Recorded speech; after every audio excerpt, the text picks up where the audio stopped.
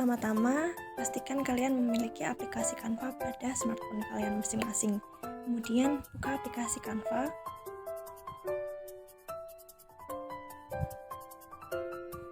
Nah, tunggu lamanya hingga muncul semuanya.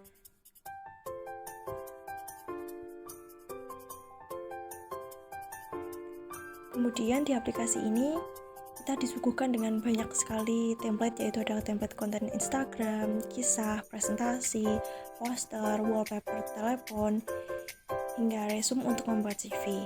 Nah, kali ini kita akan membuat template presentasi. Di sini ada banyak sekali template presentasi. Kita klik lihat semuanya. Kemudian dari sekian banyak template yang disuguhkan, kita bisa memilih sesuai dengan selera hati kita masing-masing. Contoh, saya akan menggunakan template ini.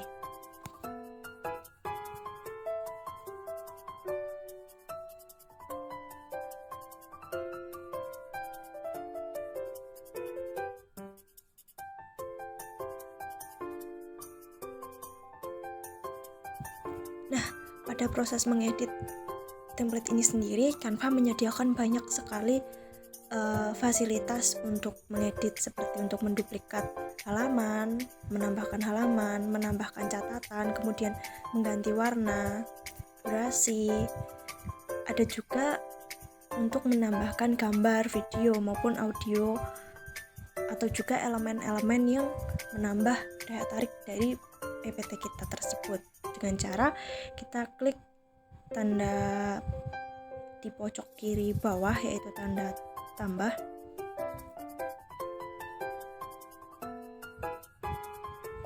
Nah, untuk menambahkan elemen sendiri, di sini kita bisa langsung klik icon elemen. Ada banyak sekali elemen yang disuguhkan, kita bisa pilih sesuai selera. Contoh grafis nih, kita bisa pilih lihat semuanya.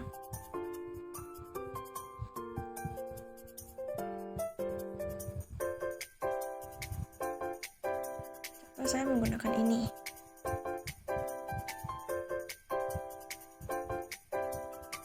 Untuk besar kecilnya pun bisa kita sesuaikan dan tinggal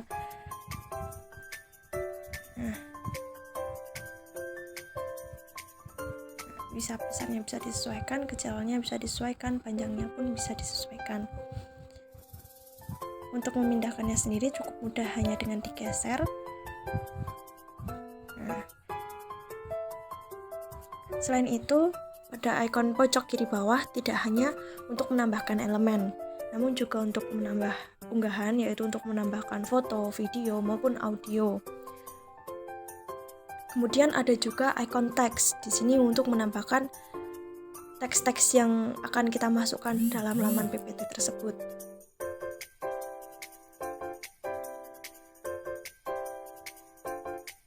Nah, jika sudah selesai mengedit, kita bisa langsung menyimpannya dengan mengklik ikon tanda ke bawah di pojok kanan atas. Di sini akan ada banyak sekali jenis file yang bisa kita simpan. Karena ini PPT, saya akan memilih untuk menyimpan sebagai PDF. Ini bisa langsung diklik unduh.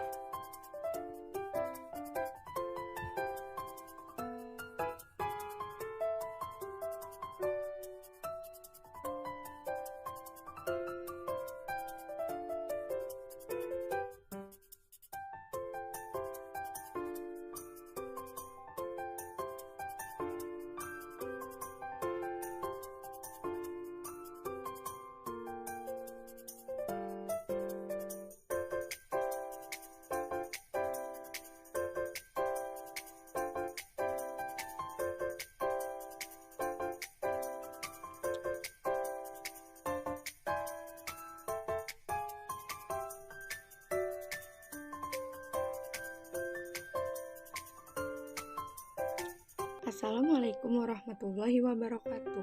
Dalam kesempatan kali ini, kelompok FA akan membahas tentang teks deskripsi.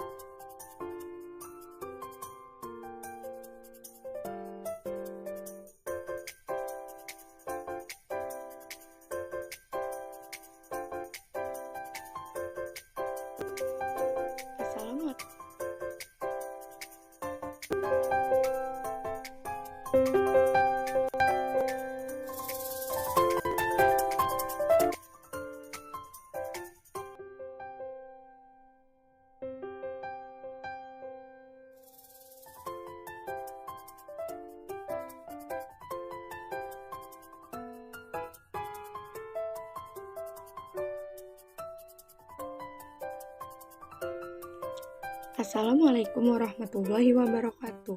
Dalam kesempatan kali ini, kelompok FA akan membahas tentang teks deskripsi.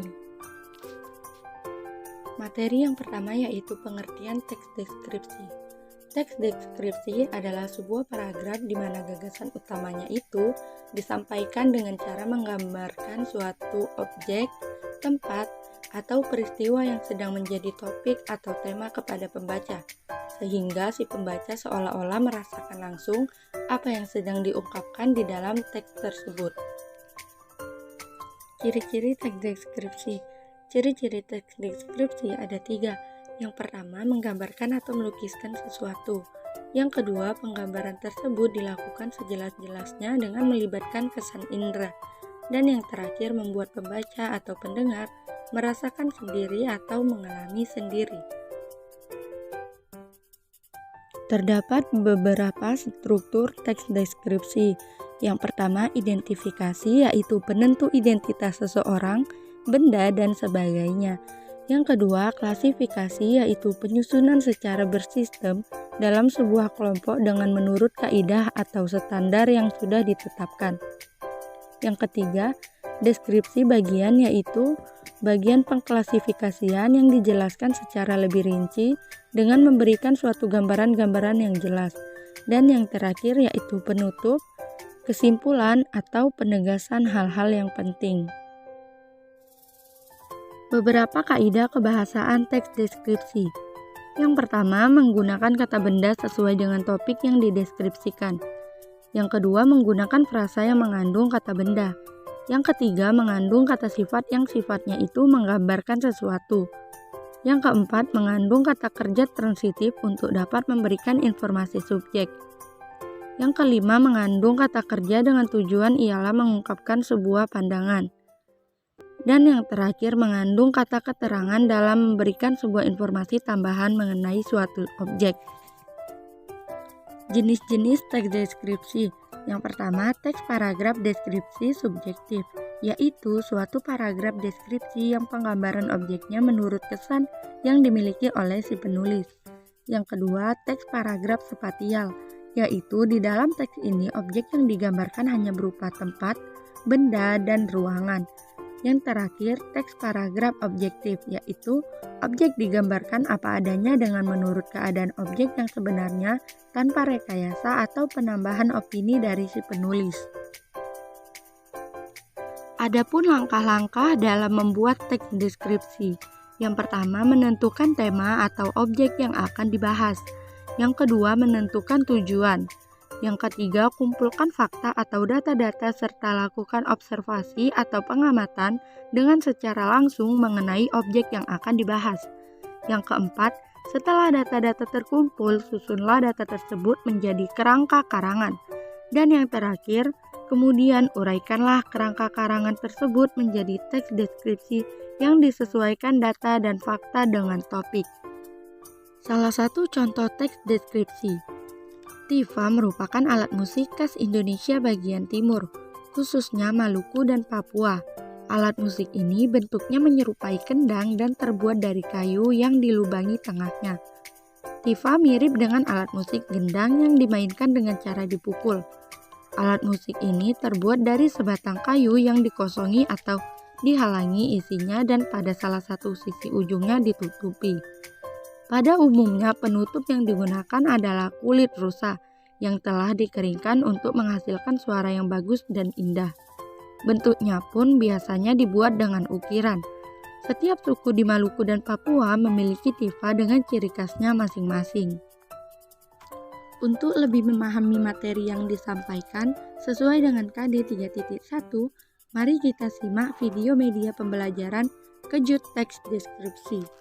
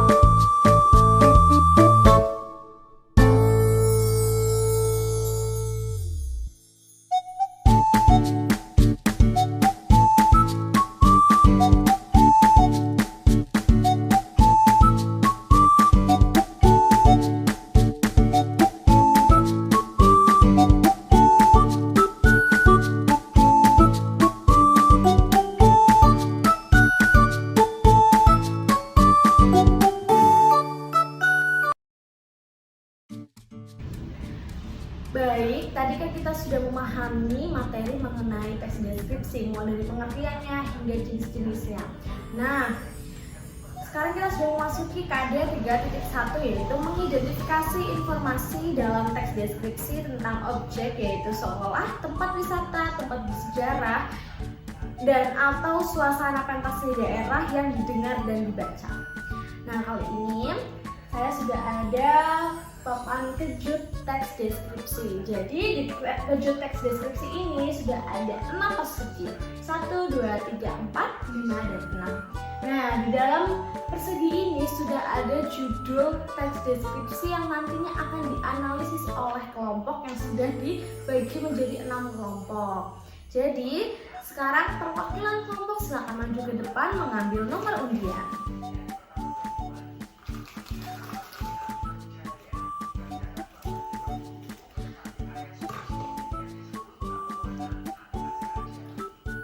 Baik.